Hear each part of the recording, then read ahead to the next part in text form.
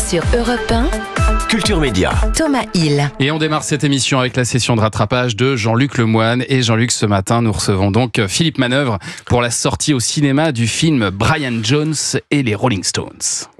Pardon, mais si j'ai bonne mémoire, Thomas, vous avez déjà reçu Philippe en novembre. Oui, mais on l'a comme beaucoup. par hasard, il revient aujourd'hui, jour de Saint-Valentin. Est-ce que vous voudriez lui faire passer un message Non, parce que pendant son dernier passage, vous lui avez même chanté du Lou Reed. Ah bon? Une chanson assez audacieuse pour Très l'année 72. audacieuse pour l'époque, puisqu'il dit Little Joey taillait des pipes à tout le monde. Et ben alors, Thomas, on va faire un tour du côté sauvage. Bon, je ferai aucun commentaire sur la deuxième partie de l'extrait où Philippe parle des paroles, car je sais que vous fumez pas, Thomas. Absolument, absolument. Philippe Manœuvre, notre encyclopédie du rock. Quand ils veulent avoir quelque chose, ils veulent surtout savoir quelque chose. Même Wikipédia l'appelle. C'est vrai. Parce que vous avez des infos que personne n'a, reconnaissons-le. Je sais pas comment vous faites, Philippe. Là, vous parliez de l'excellent groupe, les L7. L7, c'était le groupe de pure meufs, des filles tatouées, avec les cheveux bleus, la toison pubienne bleue aussi, pour la batteuse, je crois. C'est pas de la précision, ça Prenez-en de la graine, Thomas. Quand Philippe étudie un groupe, il l'étudie vraiment. Je vous demanderai pas comment vous savez tout ça. Respect des sources. Mais non, mais elle nous l'avait montré pendant une séance photo. Une séance normale. Voilà, elle avait dit, il y avait la bassiste avait les cheveux bleus et la batteuse nous avait expliqué que elle, c'était sa toison pubienne, et nous l'avait montré. Ça se fait beaucoup, ça. Ça se fait rapidement. Ça se fait. D'ailleurs, on a dit ça, laisse-moi finir ma rubrique d'abord. Alors, quand il définit ce qu'est le rock, Philippe, on l'écoute. Le rock, c'est la rythmique, quoi. C'est le tchouga, tchouga, tchouga. C'est comme si vous étiez dans une pièce, il y a un couple qui fait l'amour à côté, vous entendez le aou, aou, aou. C'est ça le bon rock, quoi. C'est le sexe. D'accord, alors j'aime beaucoup l'image, Philippe, mais ce bruit. De quelle année, là, votre petit Ce bruit, c'est pas un couple qui fait l'amour, c'est un gorille qui était content de vous voir, Philippe. C'est certainement un nostalgique de la nouvelle star. Philippe, quand il parle rock, t'as envie de l'écouter. Parce que c'est toujours passionnant. Et deux, parce qu'il a dû prendre des cours d'anglais au Anissa Dadi Institute. Donc tu comprends toujours les mots qu'il prononce. Tu sens que l'accent, c'est pas son problème. Alors, le nouvel album des Rolling Stones s'intitule Acne Diamonds. Ça, je crois que tout le monde le sait. Oui, en français, les diamants de l'acné. Magnifique album concept sur l'adolescence et les problèmes de peau. Philippe, dans C'est à vous, vous parlez des groupes ou des chanteurs cultes qui n'ont pas la reconnaissance qu'ils méritent.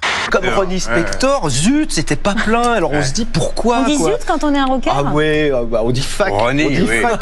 Oui, on sait pas s'il dit fuck ou fac. C'est entre va te faire voir ou va faire des études. Mais ça, c'est Philippe, un rocker bien élevé. Dans ses multiples souvenirs, Philippe racontait qu'à une époque, les journalistes étaient épiés par les entourages des rockstars, car on les soupçonnait de filer de la drogue en douce à certains. Mais Philippe, il n'était pas de ce genre-là. Je me serais jamais permis de donner de la drogue à des artistes. Alors là, j'étais trop occupé à voir s'ils en avaient. Évidemment, Philippe parlait d'un temps révolu. Fini tout ça.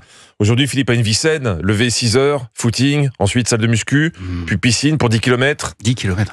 Oui, chers amis, une vie saine, c'est pas qu'une question de volonté, c'est aussi une question de mensonge. Je le disais, vous avez beaucoup parlé des problèmes de drogue chez les artistes, mais je pensais pas que c'était à ce point. À un moment, le rock est tombé dans la cocaïne. Il y avait un blizzard de coke qui s'est abattu sur le rock. Un blizzard de coke. À l'entendre, je parle du nez, là, j'ai l'impression. En fait, Philippe, c'est le Evelyne Delia du rock. Même si on imagine mal, Evelyne Delia a annoncé un anticyclone de shit. Après, on va pas caricaturer. Une vie rock, c'est pas qu'une vie de drogue. Non, il y a aussi l'alcool. Là, vous parlez de vos soirées avec Johnny Hallyday. Le problème de l'alcool, c'est qu'on fait des bêtises et le lendemain, on se réveille en se disant mais qu'est-ce que j'ai fait hier ? Il faisait des bras de fer. Et à un moment, on n'y arrivait plus, on était bloqués. Donc, il a pris un couteau, il a commencé à me couper un peu le bras. J'avais mis des coups de fourchette. Des coups de fourchette dans Johnny Hallyday. Bon, évidemment, on rappelle C'était que... une fourchette à fondu. Ça n'excuse rien. Oui, d'accord. Non, on rappelle que l'alcool, c'est comme manger les chanteurs, à consommer avec modération. Mais toujours est-il que vous avez vécu des choses incroyables avec le taulier. Johnny Hallyday, alors lui aussi, des soirs arrosés. Sur mon dos, je le ramenais comme on traîne quelqu'un. Je me souviens de ces Santiago qui faisaient des sillons derrière. Faire des sillons avec Johnny accroché derrière. Le rêve d'un candidat sur deux de L'amour est dans le pré. Voilà, c'est à peu près ça. Non, ça doit être pénible les soirées pour vous, car tout le monde doit vous demander des anecdotes. Je vais pas faire le lourd, mais si vous deviez résumer votre relation avec Johnny, qu'est-ce que vous diriez ? Johnny, c'était un colosse. Il savait bien mettre le doigt là où ça fait mal. N'en dites pas plus, Philippe. Et merci d'avoir vécu tout ça. L'art de sélectionner les extraits. Mais c'est magnifique. Je pense qu'il a eu. Cet homme a écouté des centaines d'heures. Avec plaisir même. Il avait tout dans sa mémoire. d'avoir forcé à réécouter toutes ces bêtises.